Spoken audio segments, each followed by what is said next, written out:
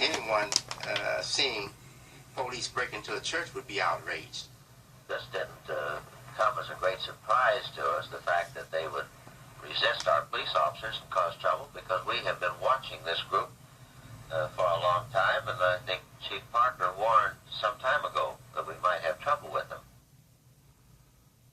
The Los Angeles Times reported the incident as a Muslim riot and a wild gunfight. But it was never proven that any of the guns fired belonged to the Muslims. Malcolm called for churches and civil rights organizations to form a united front with the Muslims against police brutality. Let us remember that we're not brutalized because we're Baptists. We're not brutalized because we're Methodists. We're not brutalized because we're Muslims. We're not brutalized because we're Catholics. We're brutalized because we are black people in America.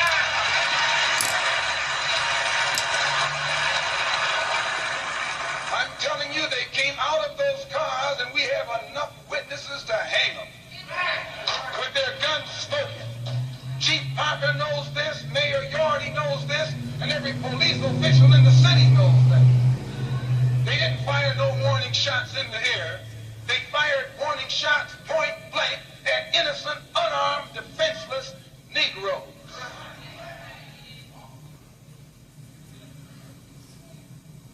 As I say, 2 of the brothers were shot in the back. Another was shot in the shoulder. Another was shot, 2 of them were shot, excuse the expression, through the penis. Let me tell you something, and I'll tell you why you say we hate white people. We don't hate anybody. We love our own people so much they think we hate the ones who are inflicting injustice against them.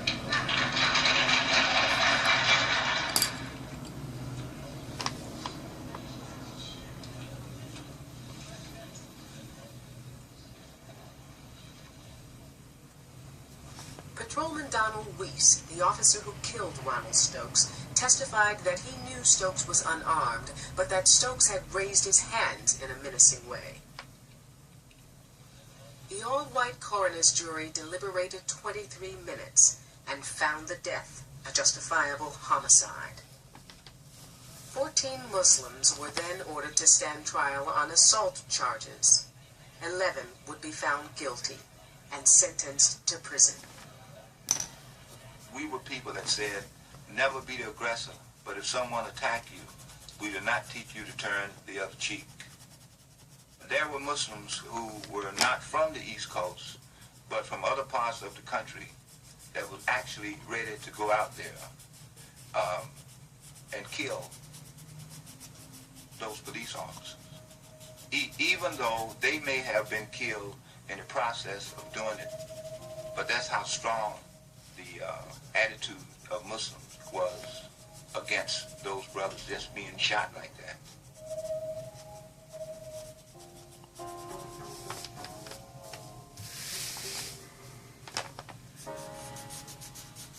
The conflict at the Los Angeles Mosque brought to the surface the growing differences between Malcolm X and Elijah Muhammad.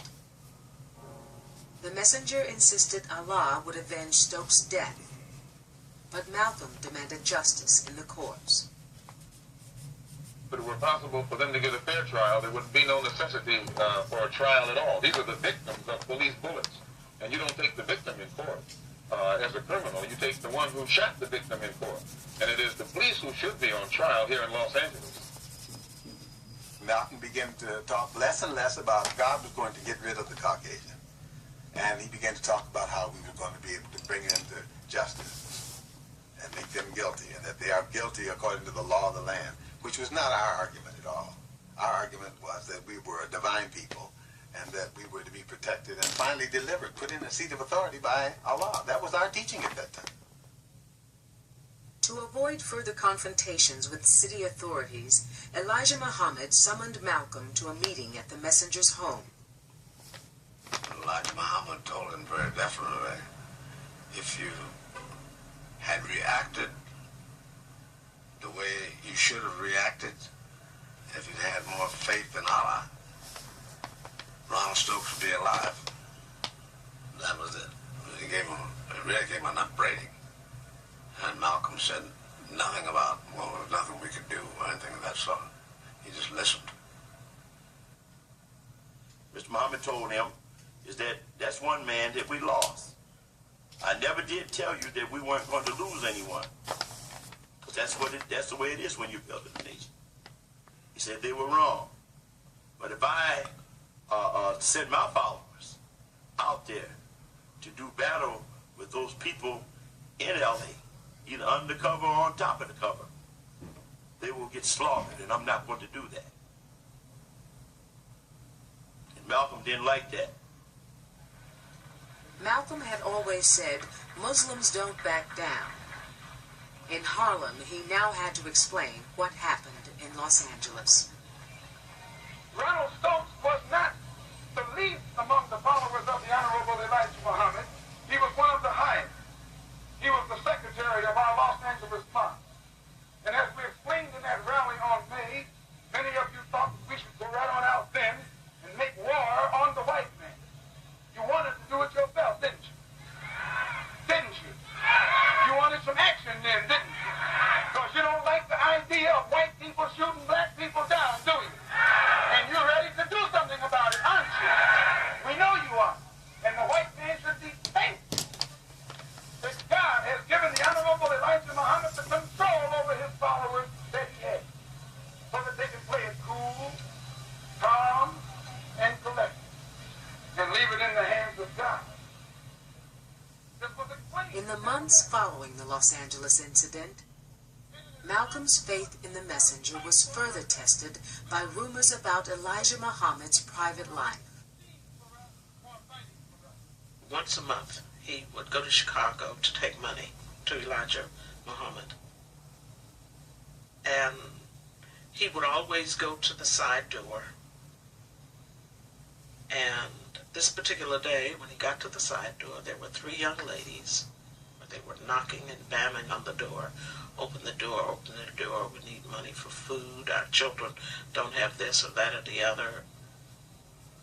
He immediately felt that, number one, he didn't belong there. Malcolm had long dismissed stories that Elijah Muhammad had fathered 8 children with 6 of his secretaries. Now he approached the messenger's son, Wallace, to confirm what he had seen.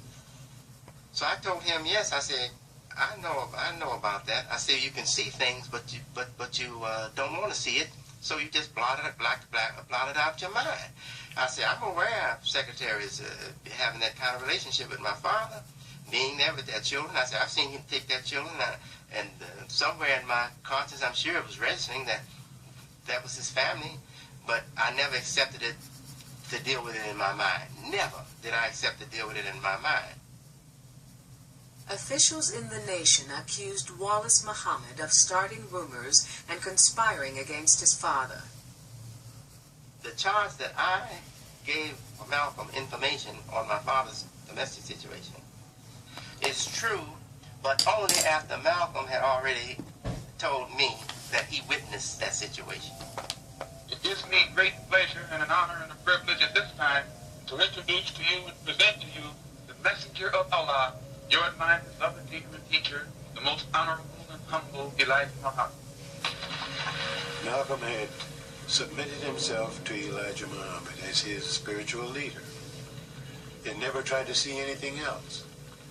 And the things that he tried to put into practice himself, he thought were also being practiced by his leader. And when he found out differently, it just took all the wind out of his sails. In public, the 2 men continued to embrace. In private, suspicion had replaced faith. Their relationship was further complicated by Elijah Muhammad's failing health. Malcolm's popularity naturally grew. Number one, Mr. Muhammad was sick. He had bronchitis. So Mr. Muhammad, he only went to large public meetings, maybe once a year, twice a year. That was it. All the rest of the time, Malcolm was going everywhere. It was Malcolm who sparked the growth of the nation all over the country. He was in demand. Nobody was asking for Elijah Muhammad to speak. They were asking for Malcolm to speak. And naturally, Malcolm got more involved with the civil rights struggle. And his argument became more an argument that you would expect from someone who was in the civil rights struggle than you would for someone who was following the Honorable Elijah Muhammad.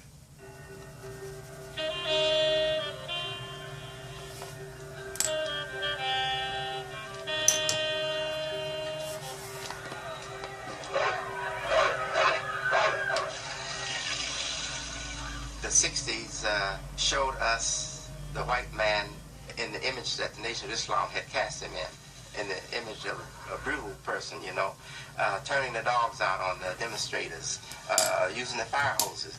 So all this helped the Nation of Islam's charge against the white race.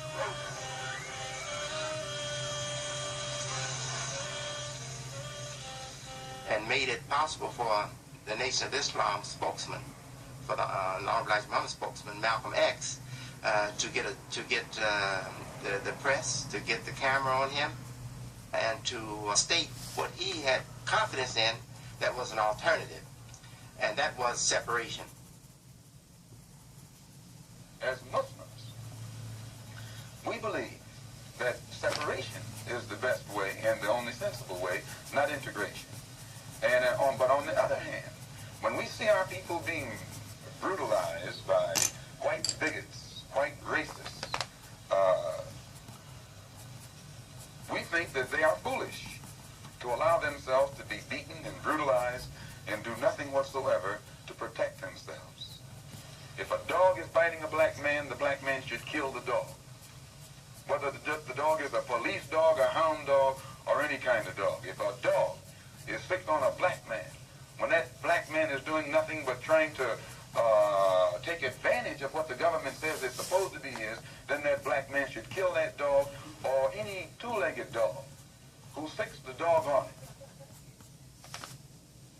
The Malcolm talks, all the Muslim ministers talk, they articulate for all the Negro people who hear them, who listen to them, they articulate their suffering. The suffering which has been in this country so long denied. That's Malcolm's great authority over any of his audiences. He corroborates their reality. I was probably about 14 years old, and I was involved in a demonstration at this construction site. The community was demanding integration of the workforce. We realized that Malcolm had come to watch the demonstration. When my shift changed, I went across the street to talk to Malcolm. We had quite an argument that morning. And he tried to explain to me what was wrong with my laying down on the ground in front of a cement truck. And Malcolm said, if these are people who could lynch black people, murder black children, enslave people, why couldn't they run over somebody with a truck? And he said, oh, they'd say it was an accident. He'd say, oops, my foot slipped. But you'd be just as dead. And when he left, and I turned around to go back across the street, I went back and I got on the picket line, but I never laid down in the street in front of a truck again. We were sitting across this table at the Shabazz Frosty Cream and talking about race relations in America, and Malcolm at one point said, okay, what's your solution? And he was not asking me for advice. He just wanted to sort of put me on the spot for a moment, I think. And I was, at the time, under the spell of Dr. King and his notion of the beloved society, which would be colorblind, in which color would not be a disability for anybody. It wouldn't disappear, but it wouldn't be a disability. And Malcolm just kind of looked back at me and said, you're dreaming. I haven't got time for dreams. The goal of Dr. King is full equality and full rights of citizenship for Negroes. The goal of Dr. Martin Luther King is to give Negroes a chance to sit in a segregated